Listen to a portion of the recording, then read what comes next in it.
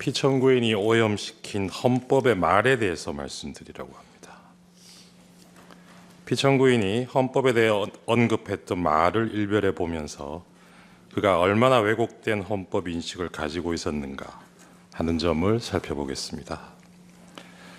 말은 같은 말을 사용하는 언어 공동체의 구성원들이 서로 소통하는 수단이자 생각을 담는 그릇이라고 합니다. 따라서 누군가가 사용하는 말이 그 말하고자 하는 대상을 제대로 담아내지 못하고 엉뚱한 의미로, 심지어 정반대의 의미로 쓰인다면 더 이상 소통은 불가능할 것입니다. 만일 그 누군가가 권력자라면 개인과 개인 사이의 소통 단절에 그치는 것이 아니라 언어 공동체 전체가 큰 혼란을 겪게 될 것입니다. 피청구인은 자신이 당선된 지난 대선 시기에 자주 헌법을 이야기했습니다. 이번 대선은 반헌법적 세력과 헌법 수호 세력의 대결이라고 하면서 이 나라의 헌법을 지켜야겠다는 마음에서 대선에 나왔다라고 했습니다. 자신의 검찰총장 이력을 내세우면서 상식과 공정을 역설하기도 했습니다. 피청구인이 강조한 헌법 수호나 상식, 공정과 같은 말들은 유권자들에게 적지 않은 울림을 주었습니다. 그 결과였는지 피청구인은 대통령에 당선되었습니다. 대통령 취임식에서 피청구인은 나는 헌법을 준수하고로 시작하는 대통령 선서를 하였습니다. 이어진 취임사에서 피청구인은 민주주의 위기의 원인으로 반지성주의를 지목하면서 그 극복 수단으로 합리주의와 지성주의를 말하기도 했습니다. 그러나 피청구인이 얘기한 공정과 상식, 합리주의와 지성주의, 헌법 수호라는 말의 의미가 국민 일반의 보편적인 인식과는 다르다는 것을 확인하는 데에는 그리 오랜 시간이 걸리지 않았습니다. 피청구인이 대통령으로 취임한 지 넉 달쯤 되었을 무렵입니다. 미국 순방 중에 피청구인이 사용한 비속어가 논란이 된 적이 있습니다. 이후 대통령실은 그 논란을 집중 제기했던 특정 언론사 기자의 전용기 탑승을 배제하는 조치를 하였습니다. 이에 대해서 피청구인은 대통령의 헌법 수호 책임의 일환이라면서 부득이한 조치라고 했습니다. 헌법이 보장하는 언론의 자유를 탄압하면서 헌법 수호를 내세운 것입니다. 이후로도 피청구인의 반헌법적인 언사는 지속적으로 반복되었습니다. 2022년 10월경에는 적대적 반국가 세력과는 협치가 불가능하다고 했습니다. 협치의 대상인 야당을 적대적 반국가 세력이라고 규정한 것입니다. 2023년 광복절 경축사에서도 우리 사회를 자유민주주의와 공산전체주의로 갈라진 분열적 상태로 규정하면서 사실상 진보적 시민사회와 야권을 싸잡아 반국가 세력, 공산전체주의 세력이라고 낙인 찍었습니다. 이후로도 정부나 대통령의 비판적인 세력을 자유민주주의에 반하는 것으로 보고 이들을 척결 대상으로 삼겠다는 피청구인의 인식은 갈수록 강고해졌고 그의 언어는 더욱 강팍해졌습니다. 피청구인의 이러한 언행에 민심이 등을 돌린 것은 당연한 일이었습니다. 2024년 4월 총선에서 국민들은 피청구인의 독단적인 국정 운영에 대해 냉엄한 심판을 하였습니다. 그러나 그러한 총선 결과를 받아들고도 비판 세력에 대한 피청구인의 태도는 달라지지 않았습니다. 오히려 선거 결과를 부정선거의 탓으로 돌리려는 망상을 키워온 것으로 보입니다. 피청구인은 급기야 종북 반국가 세력을 척결하겠다면서 45년 만에 비상계엄을 감행하기에 이르렀습니다. 12.3 그날 대국민 담화를 필두로 피청구인은 일련의 어지러운 말들을 쏟아냈습니다.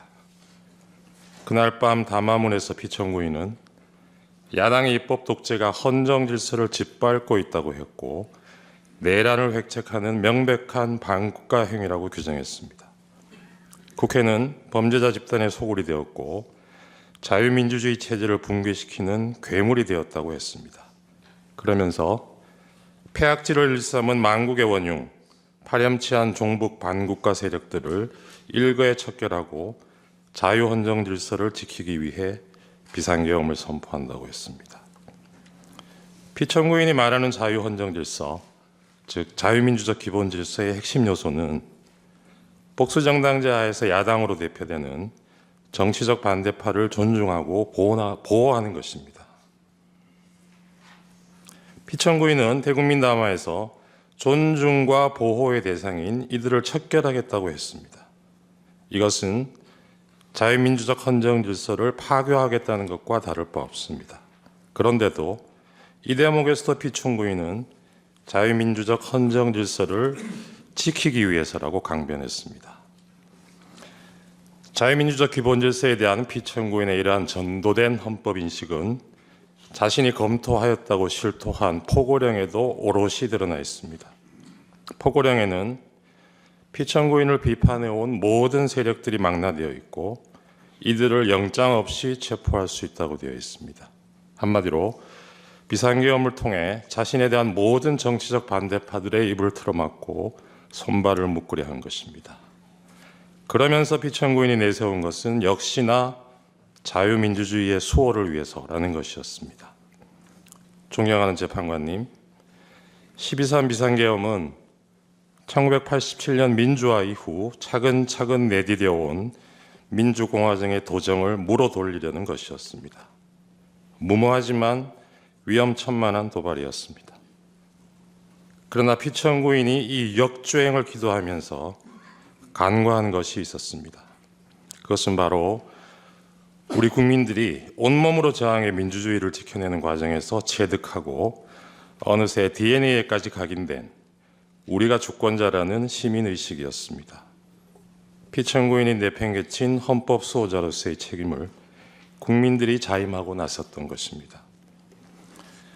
비상계엄 선포 직후 권력자의 헌정 파괴 시도를 저지하기 위해 많은 시민들이 국회로 달려왔습니다.